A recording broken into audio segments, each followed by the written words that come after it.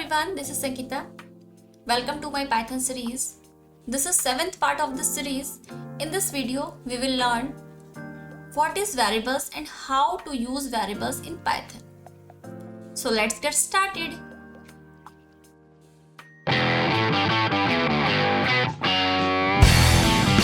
Mostly जितनी भी programming language हैं सभी में आप वेरिएबल्स का यूज करते हैं और पाइथन में भी। पाइथन में ऐसा कोई भी प्रोग्राम नहीं होगा जिसमें आप वेरिएबल का यूज नहीं करेंगे। इसका सबसे ज्यादा यूज होता है प्रोग्रामिंग में और ये सबसे सिंपल टॉपिक भी है। ठीक है, तो वेरिएबल एक ऐसा सिंबल है या ऐसा कोई नेम है जिसके अंदर आप अपनी डेटा को स्टोर कराते हैं। ठीक है, मान लीजिए कोई वैल्यू है या कोई भी डेटा है जो आपको प्रोग्राम में बार बार यूज करना पड़ रहा है। अगर वो एक दो सिंपल डिजिट का है तो कोई दिक्कत नहीं, लेकिन अगर वो बहुत बड़ा है, मतलब कोई टेक्स्ट है 3-4 लाइन का है तो बार बार उसको टाइप करना पड़ेगा। ठीक है, तो हम क्या करेंगे, उसको हमारा जो वेरिएबल है उसके अंदर स्टोर करा देंगे। फिर हम जो हमारा टेक्स्ट है, जो भी हमारी वैल्यू है, उसको बार बार यूज ना करके हम सिंपल अपने वेरिएबल को यूज करेंगे। अब वो वेरिएबल कुछ भी हो सकता है, कोई भी अल्फाबेट हो सकता है, ठीक है, कोई भी नेम हो सकता है। तो आपको बार बार अब यूज करेंगे तो उस वेरिएबल को यूज करेंगे आप, और वो वेरिएबल जो उसके अंदर डेटा स्टोर है वो उसके रेफरेंस से आपको वो वैल्यू देगा। ठीक है, तो पाइथन में जो वेरिएबल है उसको डिफाइन करने का उसको सिंटैक्स होता है बहुत इजी, क्योंकि जितनी भी प्रोग्रामिंग लैंग्वेज हो उसमें आप जब वेरिएबल डिफाइन करते हो तो आपको उसका डेटा टाइप भी बताना पड़ता है कि डेटा टाइप मतलब जो आप उसके अंदर वैल्यू पुट करा रहे हैं वो किस टाइप की है। वो इंटीजर वैल्यू है, ठीक है, वो टेक्स्ट वैल्यू है या बूलियन वैल्यू है, जिस भी तरह की वैल्यू उसका डेटा टाइप आपको बताना पड़ता है। लेकिन पाइथन में ऐसा नहीं है। पाइथन में सिंपल आप वेरिएबल का नाम देंगे यहाँ पर और अपनी वैल्यू जो भी उसके अंदर आपको स्टोर करानी है उस वैल्यू को देंगे। एग्जाम्पल से देखते हैं। देखिए, मैंने यहाँ पर एक वेरिएबल लिया है x। वेरिएबल आपका कुछ भी हो सकता है, XYZ कुछ भी आप अपना वेरिएबल का नेम दे सकते हैं। बस थोड़े से इसके रूल हैं जो मैं आपको आगे बताऊंगी। अभी फिलहाल ये देखिए कि मैंने यहाँ पर एक वेरिएबल लिया है x, जिसके अंदर मैंने एक वैल्यू पुट कराई है जो कि एक इंटीजर या होल नंबर वैल्यू है। ठीक है, मैंने इसके अंदर पुट करा दिया।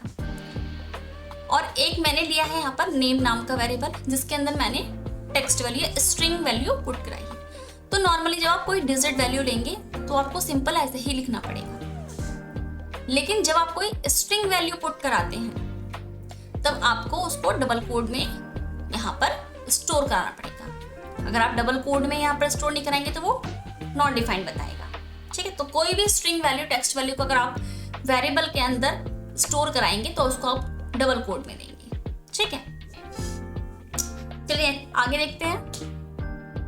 आगे क्या आता है हमारे types of variables in Python. Python में जो हमारे जो वेरिएबल्स हैं उसको टाइप्स होते हैं, जैसे कि इंटीजर वैल्यू में जैसे कि आपके negative numbers and positive numbers दोनों आ जाएंगे, जैसे कि represent whole numbers both positive and negative. ठीक है, तो वो हमारे क्या आ गए यहाँ पर इंटीजर्स वैल्यू हो गई। अब इंटीजर वैल्यू को आपका डिफाइन करने का क्या तरीका है, आप कोई भी वेरिएबल लेंगे, कोई भी, जैसे कि मान लें हम कोई एज इनपुट कराए तो एज नाम का हमने वेरिएबल बना लिया और उसके अंदर हमने एज होल्ड करा दी, एज को हमने स्टोर करा दिया। ठीक है, नेक्स्ट है हमारा अब फ्लोटिंग पॉइंट वैल्यू होती है, जिसको फ्लोट वैल्यू बोलते हैं, वो पॉइंट्स में होती है, जैसे कि represent real numbers with decimal points.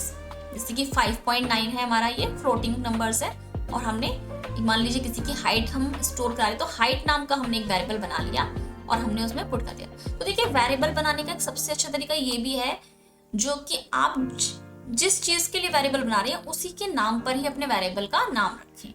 मान लीजिए आपको हाइट इनपुट है तो हाइट नाम का ही वेरिएबल बनाएं। तो एक अच्छा तरीका है प्रोग्रामिंग में वेरिएबल्स को डिफाइन करने का। ठीक है, नेक्स्ट आता है हमारा जैसे कि स्ट्रिंग वैल्यू है। ठीक है, स्ट्रिंग वैल्यू क्या होगी, कोई भी कैरेक्टर आप करा रहे हैं, कोई पैराग्राफ करा रहे हैं, कोई कोटेशन है, मतलब कितनी भी लाइंस को आपको अगर कोई टेक्स्ट वैल्यू को या फिर आपको स्ट्रिंग वैल्यू को आपको स्टोर कराना है तो वही आपको मतलब आपको ग्रीटिंग विश करनी है। ठीक है, विश करना है तो आपने ग्रीटिंग नाम का एक वेरिएबल बना लिया और उसमें हेलो वर्ड के नाम से उसमें स्टोर करा दिया। लेकिन इसमें ये ध्यान रखना है कि जो भी आप स्ट्रिंग वैल्यू आप स्टोर कराएंगे तो उसमें आपको डबल कोड का ध्यान रखना है। ठीक है, नेक्स्ट आती है हमारी बूलियन वैल्यू में हमारे पास कंडीशंस होती हैं, या तो ट्रू होगी या फिर फॉल्स होगी, ठीक है। तो ट्रू और फॉल्स, अब ये इज द स्टूडेंट, क्या वो स्टूडेंट है, ट्रू और फॉल्स दो ही चीज हो सकती है। तो ये भी सोच रहा है यहाँ पर, या तो ट्रू होगी कंडीशन या फिर फॉल्स होगी। तो बूलियन सेल्स में ट्रू और फॉल्स की कंडीशन है, तो वहां पर ये चीज आप डिफाइन कर सकते हो, ठीक है। तो और भी बहुत सारी होती हैं डेटा टाइप्स, अभी फिलहाल हम इतना ही देखते हैं और हम आगे करेंगे, ठीक है। चलते हैं नेक्स्ट की तरफ। नेक्स्ट आता है हमारा वेरिएबल्स नेमिंग रूल्स, ये सबसे इंपॉर्टेंट है। इसमें क्या होता है आपका कि जो भी आपके वेरिएबल्स हैं उनको आप कैसे डिफाइन करेंगे, उनका नेम किस तरीके का होना चाहिए, कुछ रूल्स हैं उसके लिए।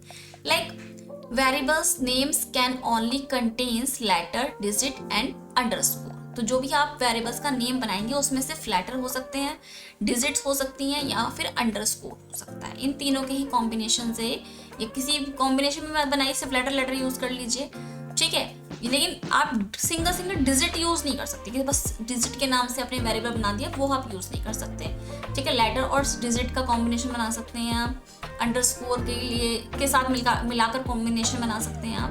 तो इन तीनों का यूज करके आप अपना वेरिएबल डिफाइन कर सकते हैं। लेकिन एक इंपॉर्टेंट बात यह है कि variable name can not start with a digit, digit से स्टार्ट नहीं हो सकता जो भी आपका वेरिएबल का नेम होगा, ठीक है। नेक्स्ट आता है variable names are case sensitive, ये केस सेंसिटिव होते हैं। अब केस सेंसिटिव का मतलब मैं बताती हूँ आपको क्या होता है। जैसे कि आपने अगर HTML किया होगा तो HTML में आप अगर कैपिटल लेटर में भी HTML लिखते हैं या स्मॉल लेटर में HTML लिखते हैं तो उससे कोई फर्क नहीं पड़ता, उसके लिए दोनों सेम है, चाहे आप स्मॉल में लिखिए चाहे वो कैपिटल लेटर में लिखिए।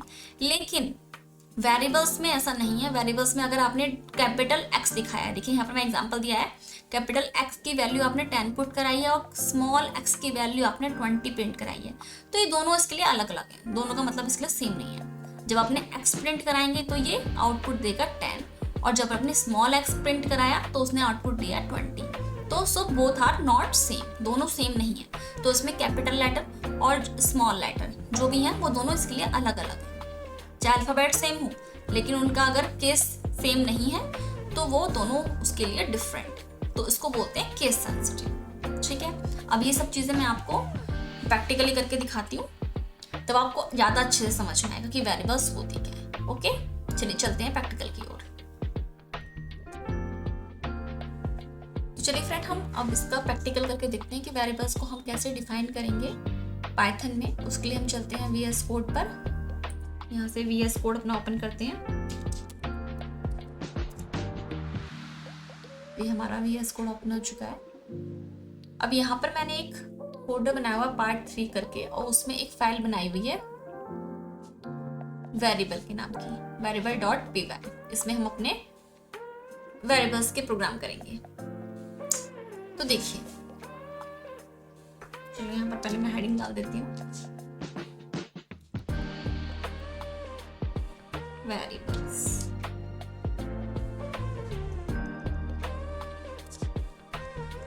How to declare variables in Python, ठीक है। तो देखिए, अब हम पाइथन में वेरिएबल्स को कैसे डिक्लेयर करते हैं, उसके अंदर अपनी वैल्यूज को कैसे स्टोर कराते हैं, वो मैं आपको बताती हूँ। मान लीजिए मैंने यहाँ पर एक ए नाम का वेरिएबल लिया और उसके अंदर मैंने वैल्यू पुट करा दी 1, ठीक है। और एक मैंने बी नाम का वेरिएबल लिया, उसके अंदर मैंने वैल्यू पुट करा दी 1.2345, कुछ भी एनीथिंग ऐसा। ये फ्लोटिंग नंबर्स है, उसको आप स्टोर करा सकते हो, ठीक है। अब मैं इसको प्रिंट कराती हूँ, प्रिंट ए। हमने इसको सेव किया और इसको एग्जीक्यूट किया, तो देखिए मेरा जो ए के अंदर वैल्यू थी वो हमारी यहाँ पर प्रिंट हो गई है, ठीक है। ऐसे ही हम अपने बी की वैल्यू को प्रिंट कर सकते हैं, प्रिंट बी, सेव करेंगे इसको और यहाँ से हम इसको एग्जीक्यूट करेंगे। तो देखिए बी भी हमारे यहाँ पर, बी की जो वैल्यू थी, बी के अंदर जो वैल्यू स्टोर थी वो भी हमारी प्रिंट हो गई है। तो ये तरीका होता है वेरिएबल को डिक्लेयर करने का, उसके अंदर वैल्यू स्टोर कराने का। पहले आप वेरिएबल का कोई भी नाम देंगे, फिर यहाँ पर उसका एक असाइनमेंट ऑपरेटर होता है, इक्वल का जो साइन होता है हमारा, ये ऑपरेटर देंगे और यहाँ पर जो भी आपको वैल्यू देनी है उसको आप स्टोर करा देंगे। ठीक है, अब आप यहाँ पर इसका बेनिफिट देखिए, वो आप कहेंगे वो तो हम नॉर्मल भी ऐसे प्रिंट के अंदर नंबर प्रिंट करा सकते हैं, लेकिन इसका बेनिफिट ये है कि मान लीजिए आपको 1 अगर कहीं पर प्रिंट कराना है तो वहाँ पर 1 वैल्यू दे देंगे आप, लेकिन आपको 1.998765 जो भी नंबर है ये बार बार आपको प्रिंट कराना पड़ रहा है, तो आपको ये बार बार नंबर टाइप करना पड़ेगा। तो ये चीज़ आपको ना करनी पड़े, उसमें मिस्टेक्स भी हो सकती हैं। तो वहाँ पर आप क्या करेंगे, बी नाम का आपने या किसी भी नाम का आपने एक ऑपरेटर वो वेरिएबल बनाया, उसके अंदर उस वैल्यू को स्टोर करा दिया। अब जहां भी आपको प्रिंट कराना होगा वहां पर आप बी को प्रिंट करा लेंगे और वो वाली वैल्यू वहां पर प्रिंट हो जाएगी। तो उसका ये बेनिफिट है। ठीक है, मान लीजिए मैंने एक नेम नाम का एक वेरिएबल बनाया, उसमें मैंने वैल्यू यहाँ पर स्टोर कराई। मान लीजिए मैंने अपना नाम ही यहाँ पर स्टोर करा दिया। ठीक है, और फिर मैं इसको यहाँ पर प्रिंट कराती हूँ।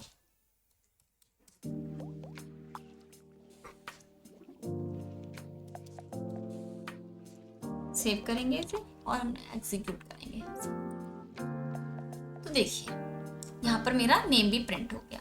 अब आप देखेंगे कि यहाँ पर मैंने आपको बताया भी था अभी कि जो हमारी टेक्स्ट जो हमारी डिजिट वैल्यूज होती हैं, नंबर्स वगैरह जो भी होते हैं इंटीजर्स वैल्यू, उनको तो हम नॉर्मल ऐसे ही टाइप कर देते हैं, लेकिन जो हमारी स्ट्रिंग वैल्यू होगी, लाइक कोई भी कैरेक्टर हो, अल्फाबेट हो, वर्ड्स हो, पैराग्राफ हो, लाइन हो, जो भी है स्ट्रिंग वैल्यू, उसको बोलते हैं स्ट्रिंग वैल्यू। उसको अगर हमें प्रिंट कराना है या फिर वेरिएबल के अंदर हमें स्टोर कराना है तो उसको हम डबल कोटेशन के अंदर देंगे। ये कोट्स होते हैं हमारे, इनके अंदर हमें इसको रखना पड़ेगा, अदरवाइज ये इसको प्रिंट नहीं करेगा, नॉट डिफाइंड बताएगा। देखिए अगर मैं करके देखती हूँ, मान लीजिए मैंने यहाँ पर ये यहाँ से कोट्स हटा दिए।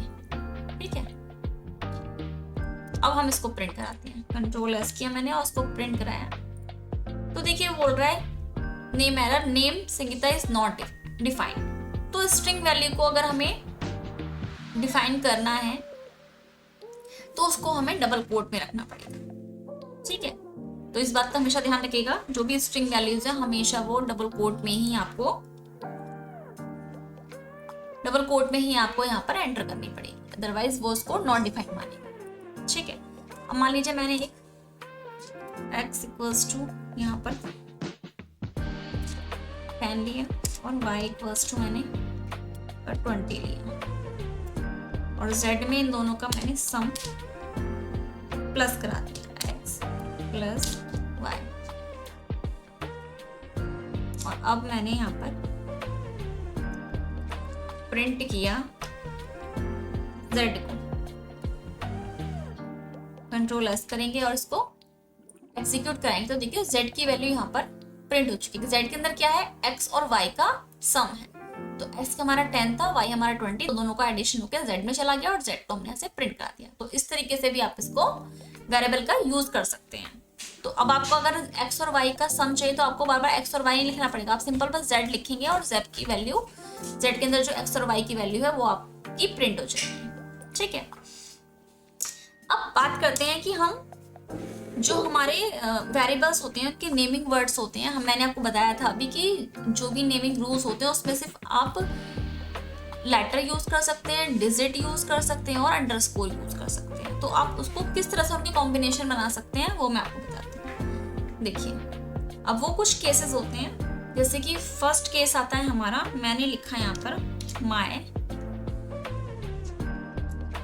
Name equals to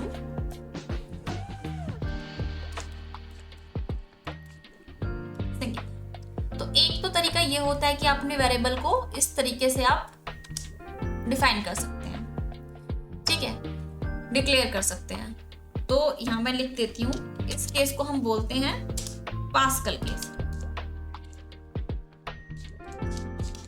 pascal case. जो सेकंड तरीका वो है हमारा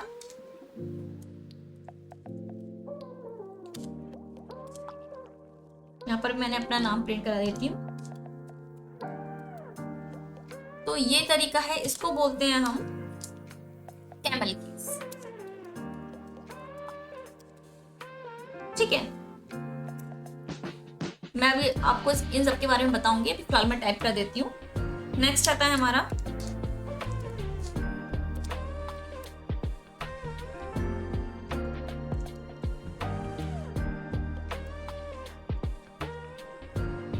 नेक्स्ट है हमारा यहाँ पर, इस केस को बोलते हैं हम फ्लैट केस, फ्लैट केस।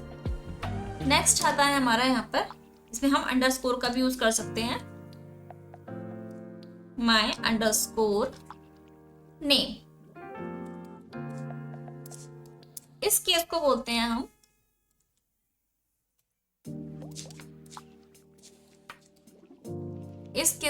हम स्नेक केस। ठीक है, तो ये हमारे 4 केसेस हैं, और भी होते हैं, मोस्टली ज्यादातर यही सब यूज करते हैं। तो जो फर्स्ट केसेस को हम पास्कल बोलते हैं, उसमें जो हमारा वेरिएबल होगा वो इस तरह से होगा, उसमें जो जितने भी हम नेम लिखेंगे, जो भी हमारे वर्ड्स होंगे, उसका जो फर्स्ट अल्फाबेट होगा वो कैपिटल लेटर में होगा। ठीक है, जैसे कि मैंने माई लिखा और नेम लिखा, तो माई का जो फर्स्ट लेटर है वो एम जो है वो कैपिटल में है, और नेम का एन वो भी कैपिटल में है। सेकेंड केस होता है, उसको बोलते हैं कैमल केस। इसमें हमारा जो होगा, जो माई नेम लिखा हुआ है, जो फर्स्ट हमारा जो वर्ड होगा उसका सारे लेटर्स क्या होंगे, हमारे स्मॉल में होंगे, और जो नेक्स्ट उसके बाद जो भी वर्ड आएगा उसका फर्स्ट लेटर हमारा कैप्स में होगा। इसको बोलते हैं कैमल केस। नेक्स्ट आता है हमारा, जैसे कि सिंपल सभी क्या होते हैं, इसमें स्मॉल लेटर्स में होते हैं, जितने भी वर्ड्स लिखेंगे सबको हम सबके फर्स्ट लेटर स्मॉल में ही होंगे, उसको बोलते हैं हम फ्लैट केस। और जो नेक्स्ट वाला है, लास्ट वाला जो मैंने बताया हुआ है आपको, फोर्थ वाला, इसमें आप जो भी वर्ड लिखेंगे उसके बीच बाद अंडरस्कोर, फिर नेक्स्ट वर्ड, उसके बाद अंडरस्कोर, उसके बाद फिर नेक्स्ट वर्ड, उसके बाद अंडरस्कोर, इस तरीके से आप उसको डिक्लेयर कर सकते हैं। तो इसको बोलते हैं स्नेक केस। तो ये 4 केसेस हैं, और भी बहुत सारे केसेस हैं जो मैं मोस्टली यूज करती हूँ, या तो अंडरस्कोर वाला या फिर माय नेम वाला, क्योंकि बिकॉज इसमें जो माय नेम ये वाला है, इसमें क्या होता है कि कंफ्यूजन हो जाता है, क्योंकि पता ही नहीं चलता कहाँ से वर्ड स्टार्ट हो रहा है, कहाँ पर क्लोज हो रहा है, पता नहीं चलता। ठीक है, तो ये वाले केसेस आप यूज कर सकते हैं। तो और एक चीज और थी, मैंने आपको बताई थी कि जो हमारा वेरिएबल है उनको डिक्लेयर करने में हम डिजिट का भी यूज कर सकते हैं। तो डिजिट को लगाकर भी आप यूज कर सकते हैं। जैसे कि एक बनाते हैं हम, मैंने लिखा यहाँ पर, मान लीजिए मैंने लिखा माय अंडरस्कोर नेम, और यहाँ पर 1 2 3 कुछ किसी भी चीज का यूज करके, 1 2 3 कोई भी डिजिट का यूज करके आप नया वेरिएबल भी यहाँ पर बना सकते हैं।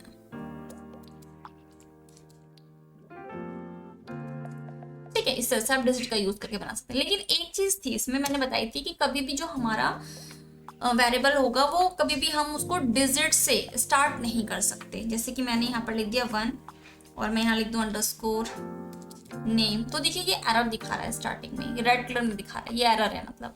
तो इस तरह से हम इसको डिफाइन नहीं कर सकते। तरीके थे हमारे वेरिएबल को डिक्लेयर करने के। तो इस तरह से आप वेरिएबल को डिक्लेयर करके अपने प्रोग्राम में यूज कर सकते हैं। इस क्लास में इतना ही, मिलते हैं नेक्स्ट क्लास में नए टॉपिक और नए कंटेंट के साथ। Till then bye bye.